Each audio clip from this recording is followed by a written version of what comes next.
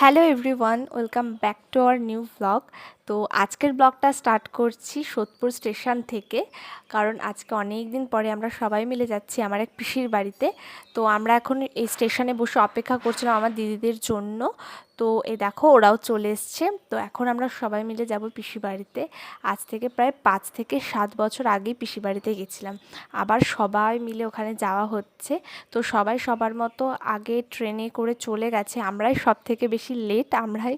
তো আমার দিদিরা আসলো, তো আমরা দিদিরা এই কজন মিলে যাচ্ছি।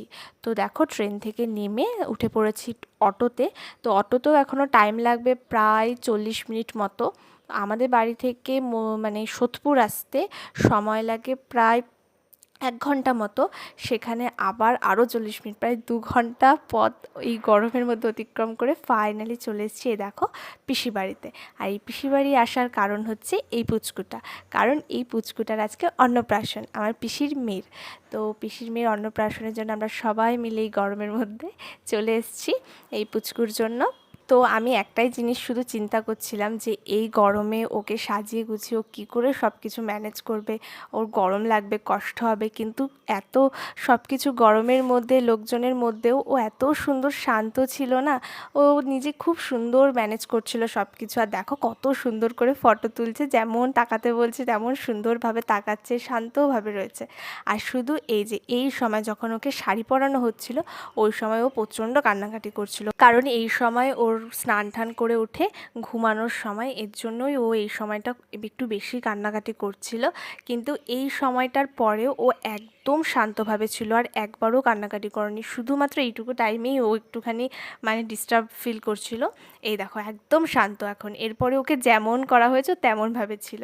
আর এই সব কিছুর মধ্যে আমরা বসে পড়েছিলাম সবাই মিলে লুডো খেলতে অনুষ্ঠান বাড়ির মধ্যে। এইদিকে দেখো ওর মামার কোলে বসে ওর মুখে ভাত খাওয়া কমপ্লিট। ও কিন্তু খুব সুন্দর খাতার পেন্সিল তুলেছিল। সব কিছু রিচুয়ালস কমপ্লিট। ওদিকে আমরা এবার বসে পড়েছিলাম খাওয়া দাওয়া করতে।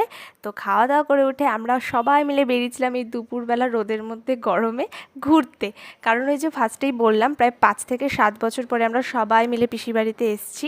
তো আমরা সবাই মিলে ঘুরছিলাম, কারণ বিকেলে আমরা আবার বাড়ি চলে যাব। তো এই পিসির বাড়ির পাশেই আমার আরও একটা পিসির বাড়ি আছে। তো আমরা সবাই মিলে যাচ্ছিলাম ওখানেই ঘুরতে, কারণ এখন তো আর কোনো অনুষ্ঠান ছাড়া সেভাবে কারুর বাড়িতেই কারুর যাওয়া হয়ে ওঠে না।